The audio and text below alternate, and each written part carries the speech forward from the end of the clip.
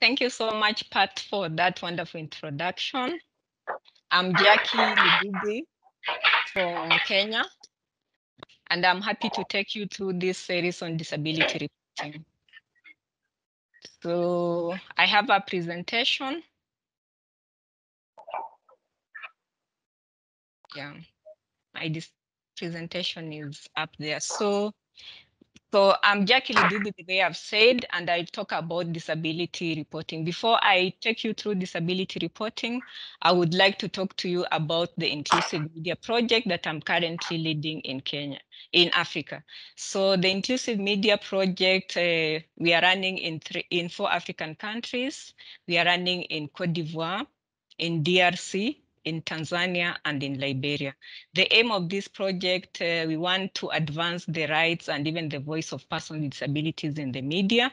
And we are doing this through training journalists, giving them stipends, also mentorship, and also working with the disability organization in Africa so that they can also advance their engagement with the media. Next slide.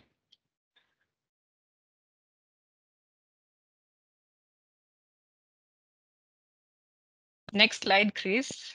Yeah, so that's what we've been doing with the Inclusive Media Project. Next slide.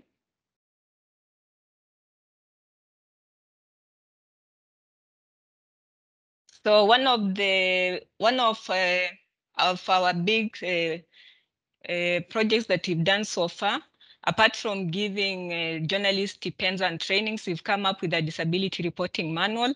And this manual is going to help journalists so that they can have a positive portrayal and learn on terminologies and how to report disability in the media. In the manual, we have such topics like understanding disability and media, local and international policies on disability. We have disability reporting one-on-one, leveraging on social media to report disability stories. We also have coming up with story angles on disability, among other topics in the manual. So the manual will be shared shortly in the chat sessions, the link of the manual, so that you can be able to have a look at it. And it can also help you in your reporting or when in your knowledge on disability and reporting. Next slide. So today I'm going to take you through the first topic, which is understanding disability. If we understand disability, that will also help us to know how to report on disability issues. Next. So to help me explain to you what disability is, I'll use a case study of a lady by the name Maya. Maya was not born with a disability. So Maya is a 34-year-old girl who lives in rural Kenya. She got a road accident. So by the time she got that tragic road accident, by the time she got to the hospital, she had an injury, and that was she got a physical impairment. She had a physical disability. So Maya cannot move her legs. She cannot sit up. She can sit up, but she cannot walk. So that is difficulty in functioning. So her family takes her to home because they cannot even afford the rehabilitation in the hospital. Now you see, we get another problem added on Maya, physical disability. That is, the economic situation is her barrier. So there's no system in place to ensure that her cost would be covered through social welfare or other benefits in her country, because her country does not provide that. So that adds to Maya's problems, and that's the policy and the environmental barrier in Maya's case. So Maya is given a wheelchair, luckily, but her home is on the hill with steps leading to her home. So she cannot move by herself. So the physical environment is a barrier in this case. So while she's physically able to sit up and do many things, not so many people believe in her. Even her community, they're looking at her, oh, she can be able to do this, she can be able to do this. So the attitudes in the environment are a barrier to her participation in the community. So we can see Maya has a disability, which is a combination of all these factors. She has a physical disability, yes. But if you have a disability, the disabling factors are many.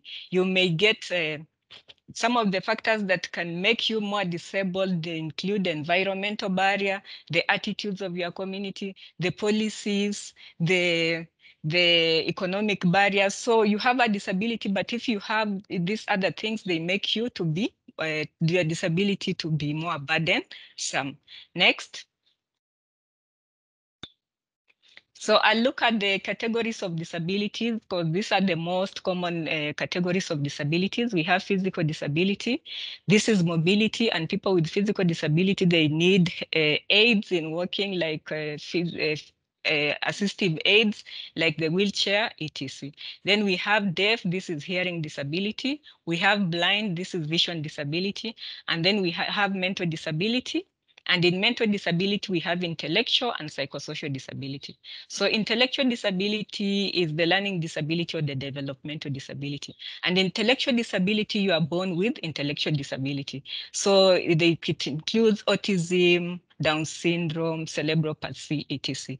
And psychosocial disability, anyone can get it at any time. So psychosocial disability includes stress disorder, it includes bipolar, it includes depression, and so on. So, but there are other categories like invisible disabilities, and also you can have multiple disability. You can be deaf and blind at the same time. Next. So we look at the models of disability. So models of disability tells us this is how our society view disability. This is how we've been perceiving disability in our society. The first one is the traditional model.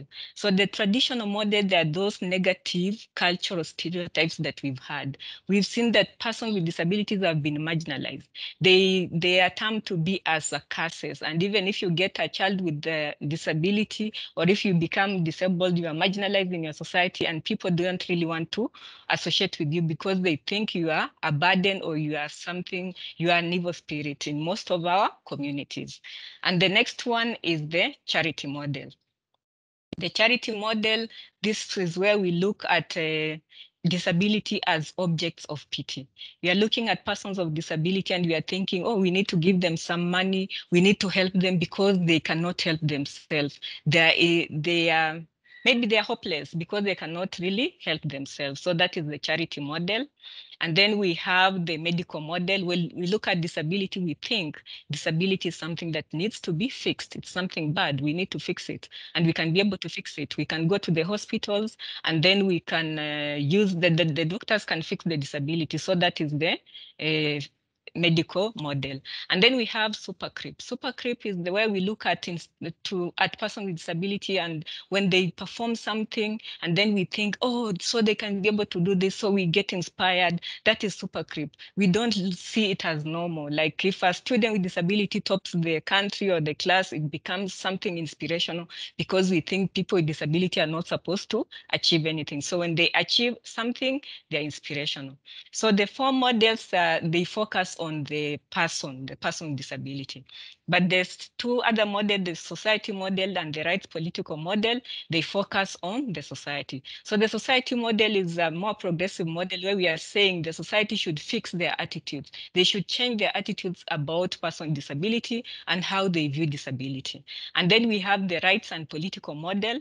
This one is what we are championing right now, the inclusion and participation of persons with disability.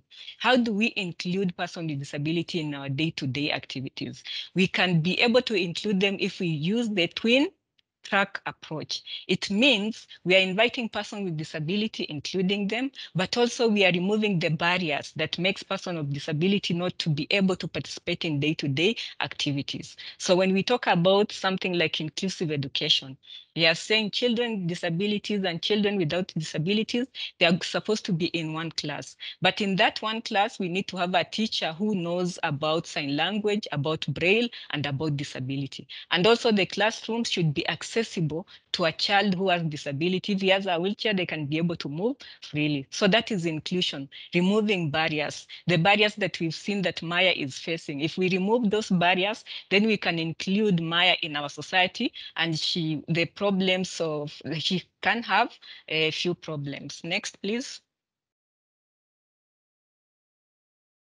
So people with disabilities are the largest minority in the world. We have like 1 billion people with disabilities worldwide. This is according to World Health Organization report. And also in Africa, we have 60 to 80 million persons with disabilities. Also, disability and poverty they are like brother and sister, is cause and consequence. So disability can cause poverty, and poverty can cause disability. So if you have a disability, or if you have children with disability, like 3 of them, how will you go to work? Who will you live with them with, especially when they have severe disability? So you see parents end up losing their work, and that it might lead to poverty. Or in a case that you get a disability and then you are rendered jobless, you become poor. And then we say poverty lead to disability in this way because when you come from a poor background, you cannot afford good healthcare. So when you are not able to afford healthcare, some of the disabilities can be prevented. Like some blindness which can be prevented. But if you don't have access to good healthcare, then you become blind. Also, if you don't have nutrition, like children growing up in very poor backgrounds, they get some disabilities. So we say disability and poverty is cause and consequences.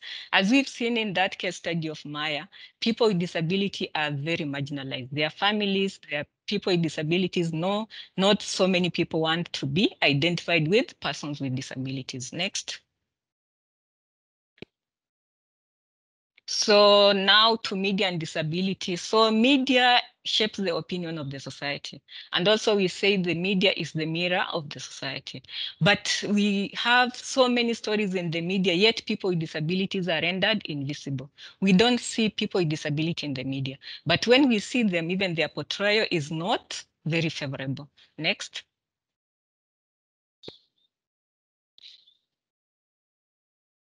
Some of the portrayals, I was just randomly looking at newspapers, you will see like persons with disabilities are still disadvantaged. So these are some of the stories we see in the media. So when we are talking about stories of disabilities, media is disadvantaged, marginalized, they can't. So those are the images that we portray in the media. But even on this headline, one thing I can point out is person living with disability. We say person with disability. When we say persons living with disability, that is even marginalizing them more. They live with their girlfriends, they live with their husbands, they live with their children, they live with everyone else. So disability is not what defines them. Disability is part of them. So the way we frame our titles or our topics, or the way we frame our stories, can marginalize or can include more person with disabilities in the media. Next. And also this story I got from a newspaper in Tanzania. So in Tanzania, we still have people who hunt down albino persons with albinism because they believe persons with albinism, they contain some magical touch. So this is a boy who was hacked up, but some good Samaritan gave him back artificial hands. So the stories when we don't see stories of person with disability in the media, there are some people who still believe the people with albinism or some people with disability, they have some magic, so they need to be hunted down and to be killed. So this story was done some years ago, but even I think 2 days ago, there was a story I read in the media in Tanzania that a boy was found killed and some of his private parts missing, and that boy had albinism. So these stories continue. We continue seeing such stories in our society. Next. So, and this one is one of the most famous member of parliament in Kenya, and he has albinism. So most of the time when we see stories of Honorable Isaac Maura, is either he's complaining or either it is inspiration. Isaac Maura has gotten married, Isaac Maura has children. So it is inspirational side. Or maybe Isaac Maura has done this. So we don't see a person with disability being portrayed in media like Isaac Maura has passed a bill on education, Isaac Maura discussing about education matters. So when we have such stories, how do we include persons with disability in our society? And we say that media is the mirror of our society. Next. So the gap so far, when we've been doing our project in Africa, we've seen that the disability persons organization lacks skills to engage effectively with the media. That's why we have low stories of persons with disability in the media. We've also seen that there's lack of media engagement funds in their budget. So most of the budget they have is just about budget on capacity building here and there. And then also on the media side, there's lack of training on disability reporting. So I use my example because like for me, disability reporting was just a passion. So I didn't receive any reporting in diploma level, master's or PhD level about disability reporting. It is something that is not, that lacks the curriculum that lacks in our institution of higher learning. And so when we don't have knowledge on how to report disability stories, when we get to media, we report disability the way we perceive it, maybe through the models I've talked about, maybe the traditional model, the super crib, the pity party angle. And also failure to identify with disability. Most people think people with disability are special, they are just themselves. They don't see that maybe one day they can have disability. So, but we need to know that disability is a club that we don't request to join. You can just wake up like Maya, get an accident, and then you become a person with disability. So we need to get prepared, and also we need to embrace disability. So because people don't identify themselves with disability, we don't see so many stories on disability with the media because they think it is something which is not part of them.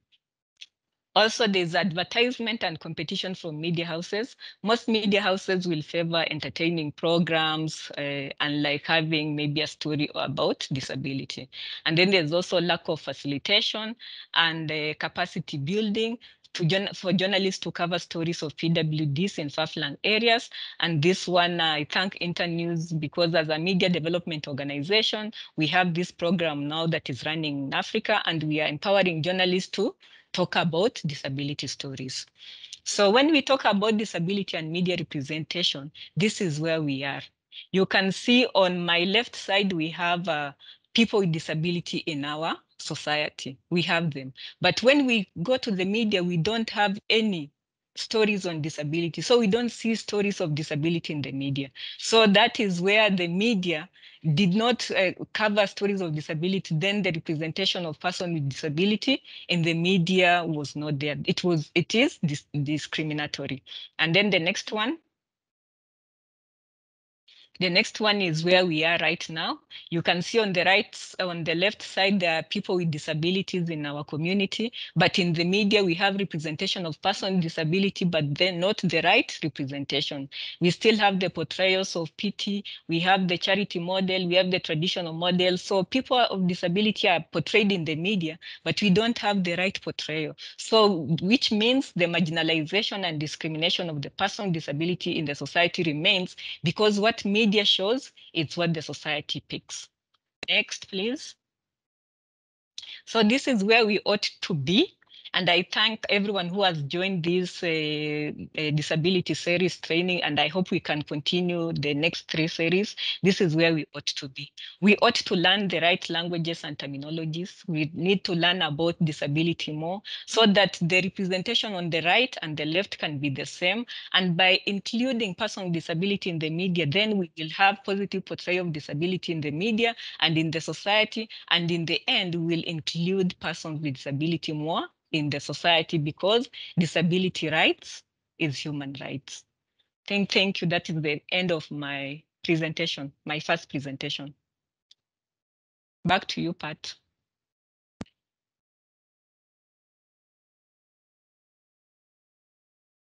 Thank you, Jackie. That was great. So now we're going to have our participants from Zimbabwe. Are you all ready?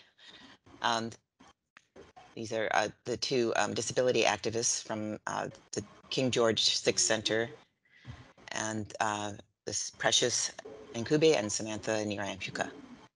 Thank you.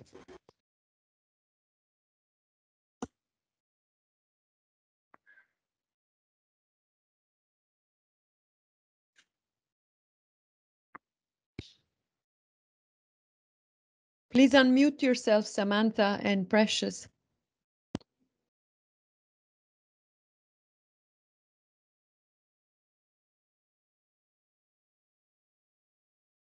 We can't hear you.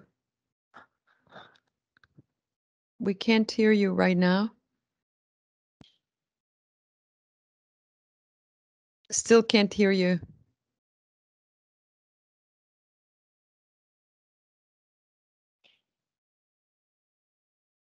Try again.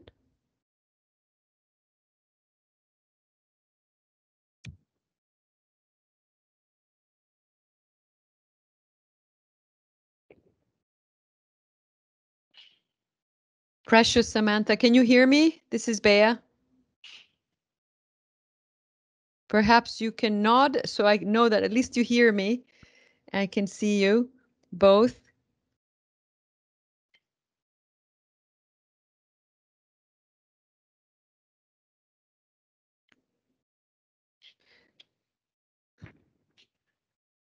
Samantha, Precious, can you hear us?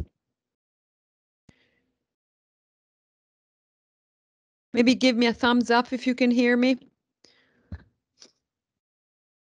Okay, great. Thank you. We can't hear you, so try to unmute with the button on Teams.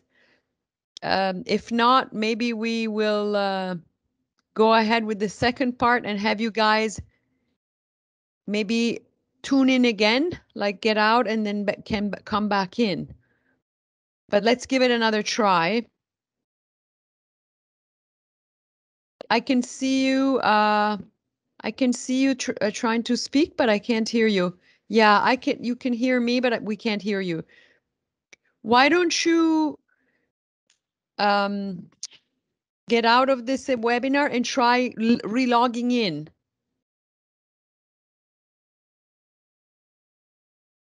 I think we also have links to their website and Yeah. Facebook and YouTube pages should be in the chat.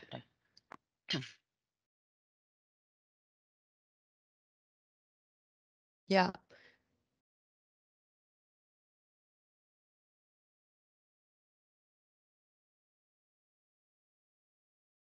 So perhaps, Jackie, do you want to continue with the second half while we wait for Precious and Samantha to reconnect?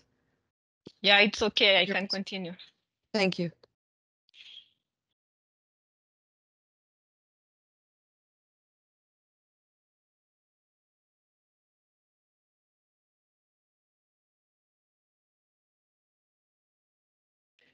Sorry, everyone, for the interruptions. It happens in the Zoom world. I see that Samantha has reconnected, so let's see if they hear us this time. Okay. Samantha, Precious, can you hear us? Try to unmute yourself so we can see if we can get to you.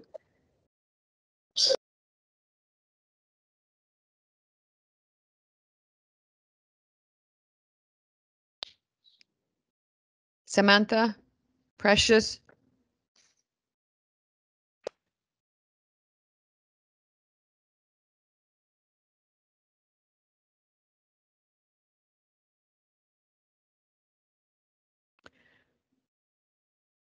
Jackie, I think you should take over and I will just connect with them. Thank you. Thank you for your patience, everyone. Okay.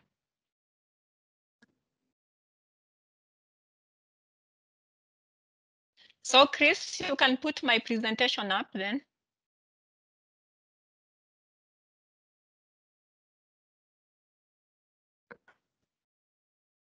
Or should I present from my side?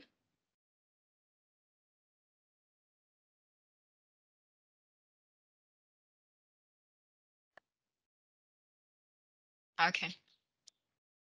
So thank you, everyone, and welcome to the second part. And before I forget, I think I'm supposed to mention that those who will be attending the three-part series on disability reporting are going to get a certificate at the end of it. But I think Paula or Bear will have to clarify on that, but I just thought I should mention. So next slide, Chris.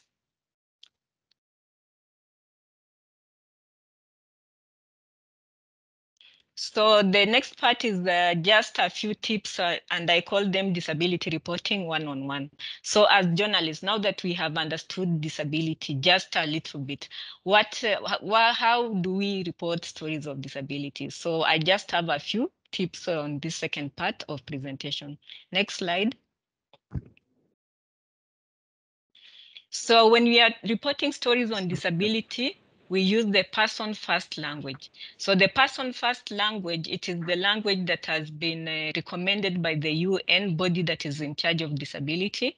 And a person first language makes you recognize the person rather than disability. So we avoid using disabling terminologies when we are referring to persons with disability. But also this one is from country to country, communities to communities, and even I think West and East, because there are some languages you will find like in the West, they will just say disabled. But if you come to Africa, when you translate the word disabled in the African setting, some of the meaning is very demeaning. So it is not advisable for us to use those demeaning words. So like instead of saying a disabled in the African languages, maybe Kiswahili, if you say Kiwete, it's better for you to say a person with disability. Mtu mwenye ulemavu, meaning a person comes first before their disability. So that's why we say people should use the first person language when reporting disability. Next slide. So I also have 6 approaches that I'll talk about. Next slide. So the first approach is you support the human rights-based approach. So the human rights-based approach, it aims to empower a person with disability and to ensure them their active participation in social and in economic and political and cultural life. So when we support the human-based rights approach in our reporting, it means the way we cover the stories of persons with disability, let us not really focus on their disability. Let's have persons with disability in their day-to-day activities in school, in hospitals, in their farms. That is when we support the human rights, and it ties up with the first point where we say, is a person first before the disability. Next slide, please. On this one, we are saying focus on the person and not the impairment. So it is just also still describing the importance of the human rights-based approach. So in describing a person with disability, focus on the individual and not their functional or the physical limitation. So for example, say people with disabilities instead of the disabled, person with short stature instead of the dwarf. So we might have editorial pressures in our newsroom. Maybe someone is saying person with disability is very long, it will take a lot of space in the newspaper, but we can try and have positive portrayals of person with disability in our media. So on the left side of the screen, you can see that is a caption from one of the local media in my country. So they are saying Wetangula disabled brother exposes mistreatment on Citizen TV. So Wetangula is a senator in Kenya. The disabled brother is also a member of parliament. So here, instead of saying disabled brother, why don't they just say honorable member of parliament exposes mistreatment? So we need to avoid disabled. Disabled doesn't need to be in your story to make that story very interesting or very nice. Next.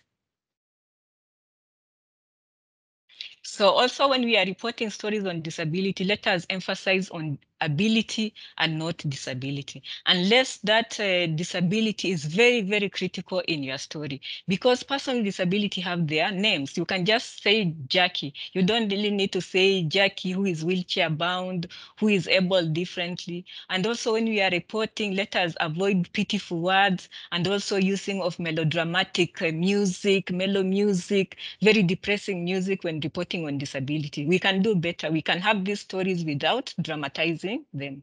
So never refer to individuals with disabilities as disabled, but this one I said is culture to culture. In the West, most of the time they use disabled and it's okay. But in our setting, you will find some of the names that we call person with disability, they are very demeaning. So like a person with albinism in Swahili is zeruzeru. Zeruzeru simply translates to an evil spirit. Do you want to call someone an evil spirit in your story? So that's why we emphasize on the ability and not the disability of someone.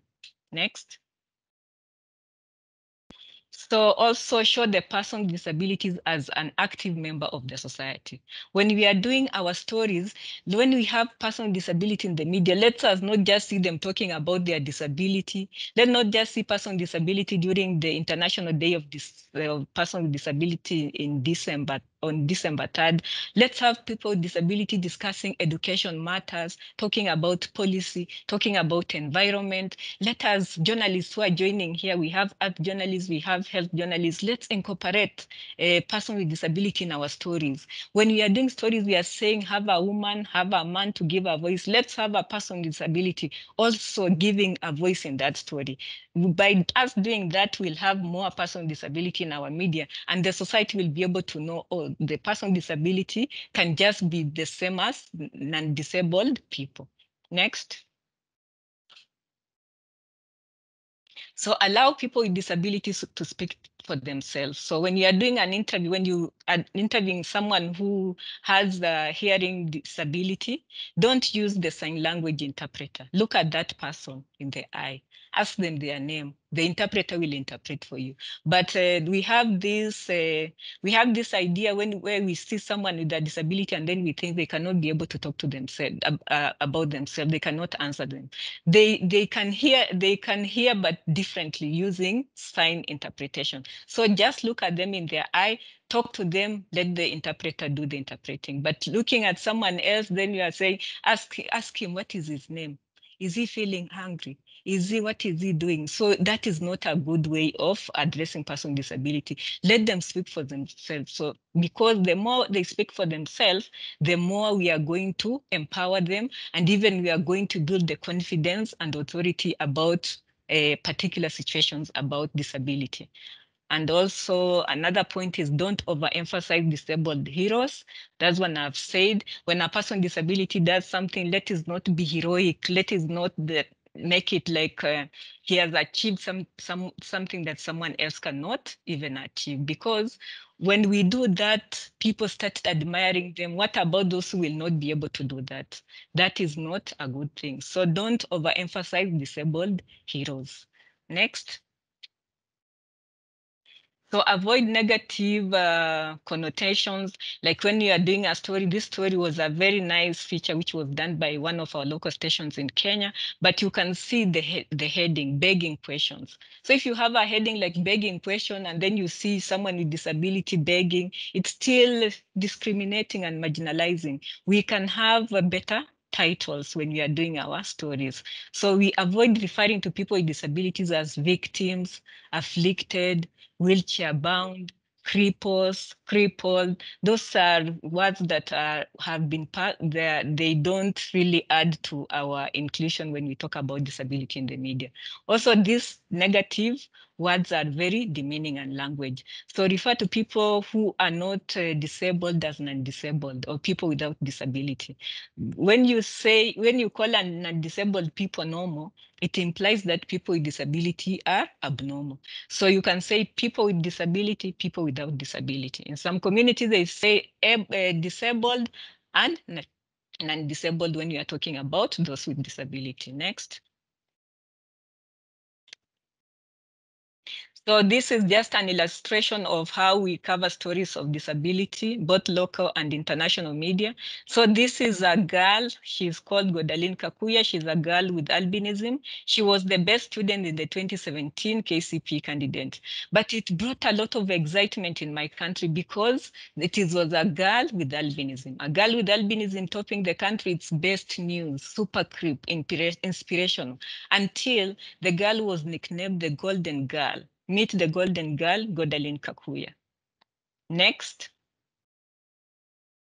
Next is the same story for of the golden girl with albinism shines as the Kenya's top student. You can see that is the international media. So both the international media and the local media, we still have a long way to go when we are covering disability stories. So that's why sessions like this are cause and disability reporting is so important for us.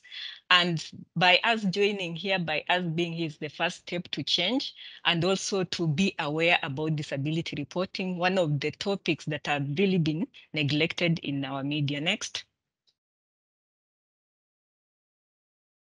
So to summarize, our efforts to use positive, non-judgmental, respectful language when referring to people with disability in writing and in everyday speaking can go a long way towards helping to change the narrative about disability reporting in our media. So I thank you so much for joining. I'm here still to answer so many questions. If we have any questions, I'll do it on chat, or if time allows, I'll still do it here. Thank you so much. Back to you, Pat. Thank you, Jackie. So I think we are able to get our speakers from Zimbabwe back on the audio. Precious and Samantha, are you ready to present? Yes, we are ready to present. Can you hear us now? Yes, we can hear you. Okay. Thank you. Please, can you bring up our slides? Pardon? Yeah, the Please, can you slides, bring Christoph. up- We got it.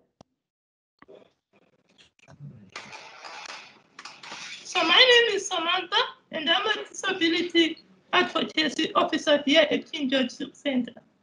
Next slide.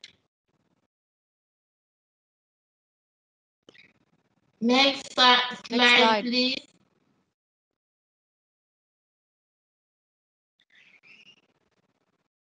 King George Center has been operating for the past 60 years, working with children with special needs from all four corners of the country. We are the only institution that offers secondary education to both the deaf and disabled children. We also offer rehabilitation, education, and a unique boarding facility, which has independent living training. Amongst the services that we also offer is counseling and advocacy. Next slide, please.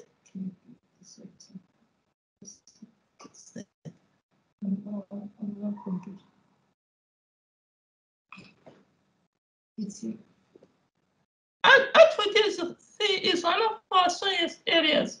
So we try and advocate for children to get access to education, health, justice, and help in courts. We also have a very strong sign language program that we are currently running. We've trained over 300 policemen throughout the country and nurses as well.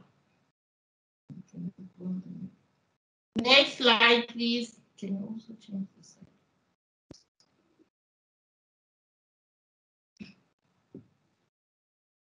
Hello, everyone. My name is Precious Ngube. I'm from Zimbabwe, King George 6 Center. I'm a disability advocacy officer. I'm going to talk about reporting on disability in Zimbabwe. Stereotypical representation of persons with disabilities remain prevalent. Access to information and platforms for persons with disabilities, both disseminators and audience, also remain limited. Like what Sister Jackie alluded on, that because the way that people report about disability is what makes the outcome becomes misleading. Poor representation is compounded by economic situation in the pandemic. If you notice, sometimes what happens is because a person is in a difficult situation, when they are being interviewed, they tend to open up because they might feel that this is sort of like a rescue for them. And you would find that the way the reporting now comes, it then portrays a person with a disability as someone who is in need of help, matter of charity, rather than a person who was trying to exercise their economic right and be self-sustaining. Can I please have the next slide?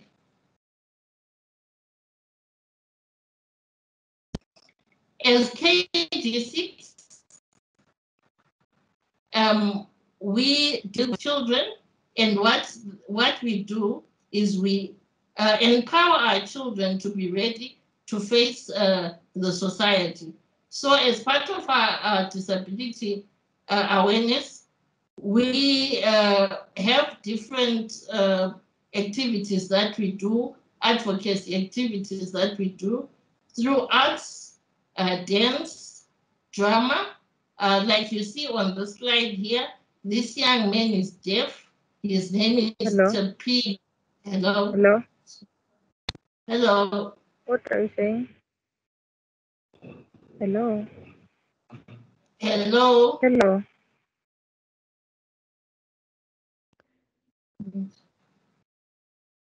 We're hearing we're hearing you, Samantha and Precious, but someone else, I think the microphone was on. Maybe if you can mute yourself, with the exception of the speakers. Thank you.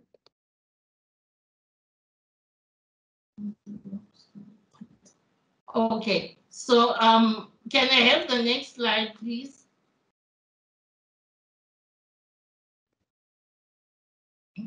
Oh, sorry about that. I was saying, as K26, we mentor young children to be able to grow and face the society as they grow. So we equip them with a lot of skills, independent living, education, and one of our strongest hold is on advocacy.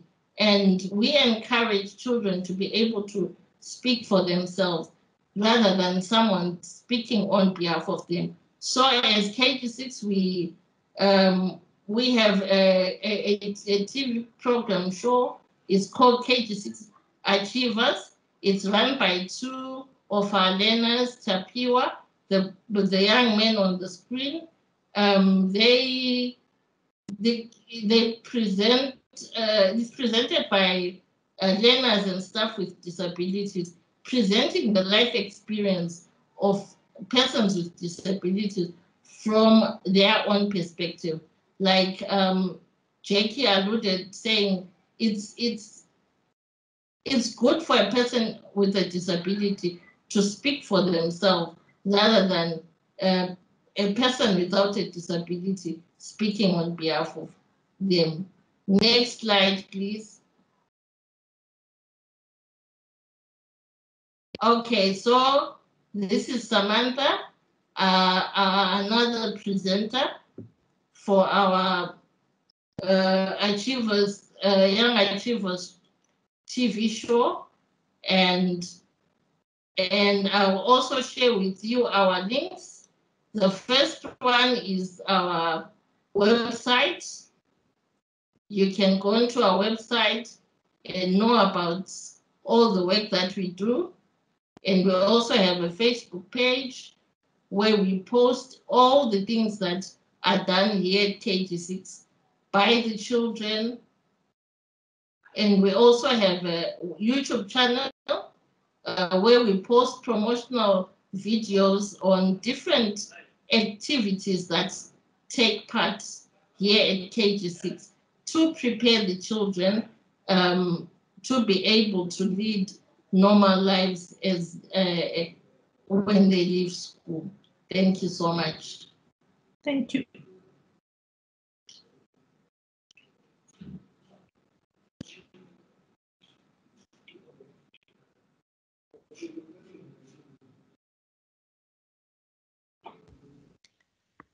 Over to you, Pat. So, okay.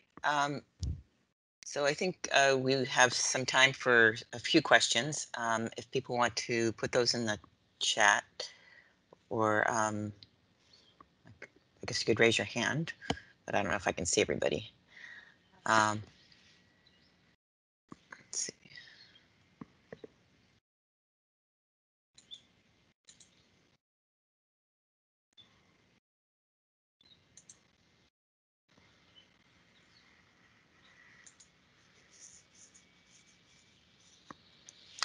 So do you have any questions? Okay. Bea, I think your hand is raised. Yes, I would like, I have a question for Precious and Sam because I had the pleasure to speak with them several times. And I know that they've worked very closely with the Ministry of Health, the nurses, doctors, and also with the police. Can you share with us how you managed or what were some of the messages that you offered these two audiences and helping them look at persons with disabilities in a different way? What are some of the recommendations that you made? And also for journalists. Thank you so much. Over. Thank you. So one of the first things that we ask the nurses, doctors, is to look at me, the person with the disability, first, then talking to my assistant.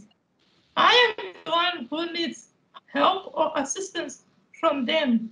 They should not ask the next person who is with me, but ask me because I'm the one who needs their services.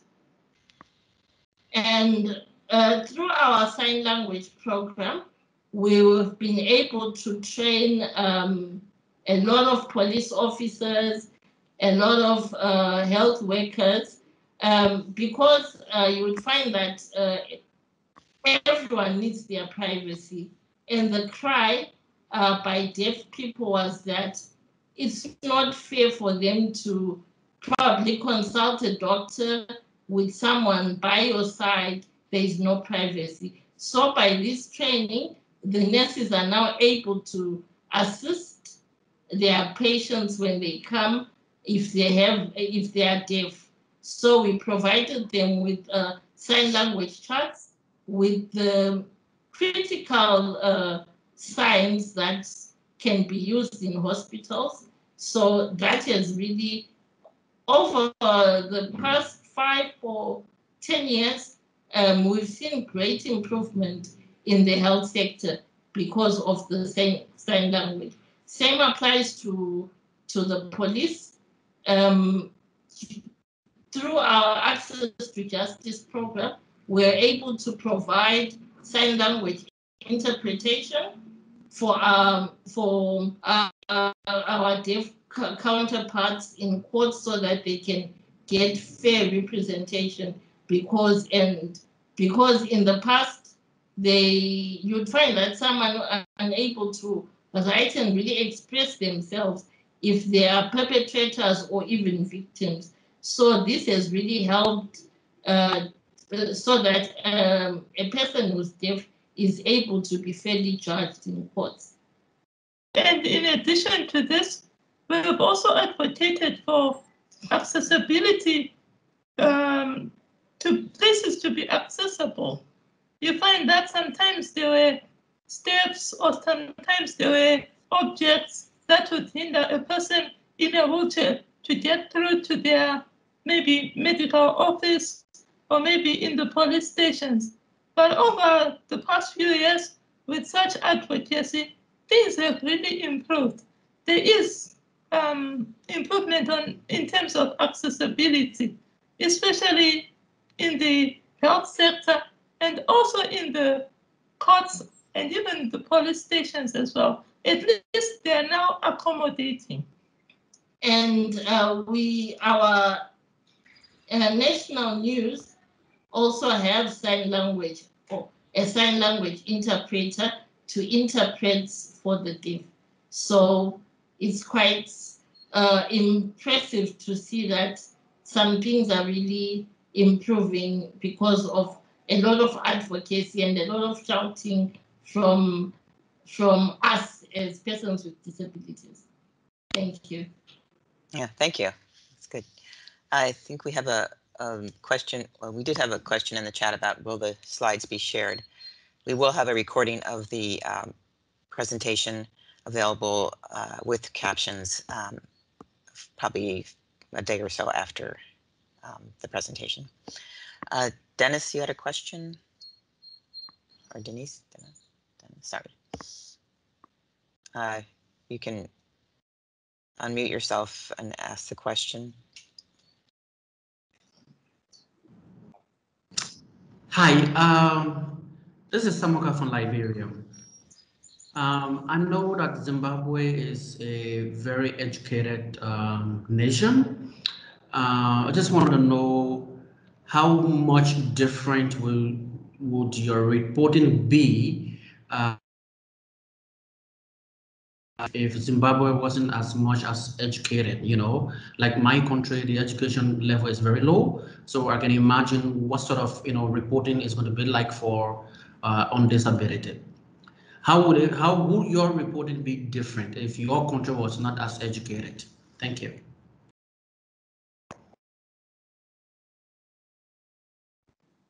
What I can say is, yes, Zimbabwe has very good education, and we appreciate that, and that actually has helped people to appreciate when we do advocacy, because people are literate and they understand.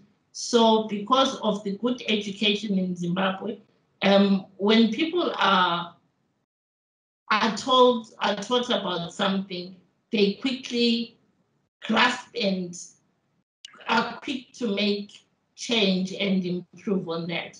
I don't know if I answered you well, sir.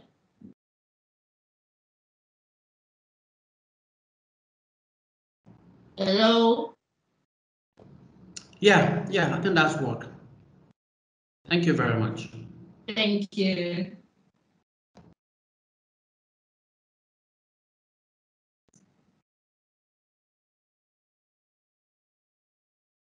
Pat, I think we have a question from Samuka, and also there's a question in the chat. Any tips on how to get buy-in from editors to start conversations? To start covering, featuring these stories in a respectful and well-informed way in their newsroom. Maybe Jackie could take this. What do you think, Pat? Yes. Yeah, sorry, I was talking. I was muted, so go ahead. Yeah, and then Samuka, you could ask your question after we answer Jackie answers this one. Okay, thank you for your question. So we know the editors are the gatekeepers in our newsroom and in our media houses. So when we are doing these disability trainings, especially in the countries we are working in, our first main agenda is to get editors buy-in. So we have several editors roundtable. And the most surprising thing is when we had the editors roundtable and then we introduced the disability topic, they say they also don't really understand about disability reporting.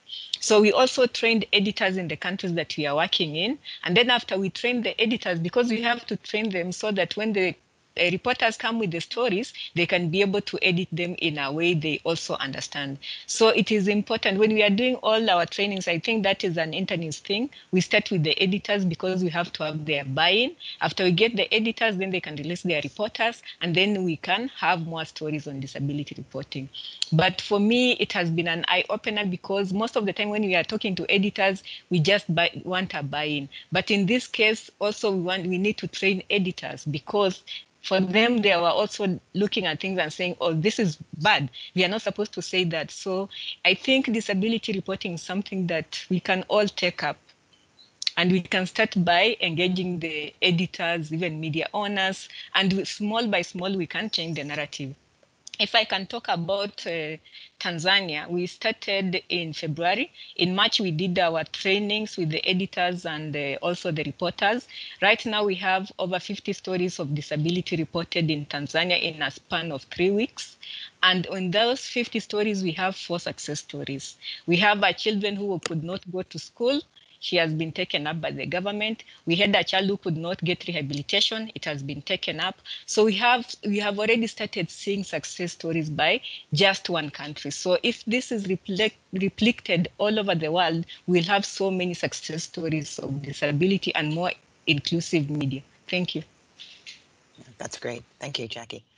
I think we just have time for maybe one more question. Samuka, do you want to go ahead?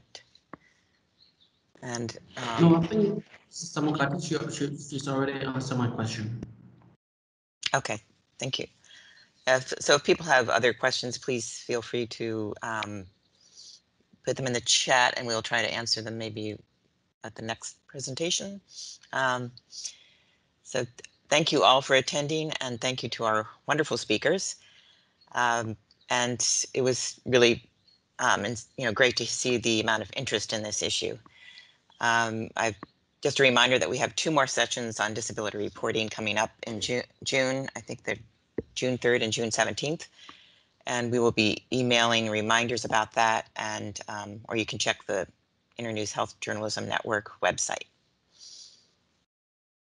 And I think that's all I have. Thank you, everyone. Thank you. Thank you, Jackie, and Sam and Precious. Yeah, thank you very much. Thank you. Thank you. Thank you. Thank you so much. Bye-bye. Bye-bye. If you do any stories based on what you learned today, please send them to us at the Health Journalism Network. We would love to share them. Okay. All right. Thank you. Bye-bye. Bye. Thank you.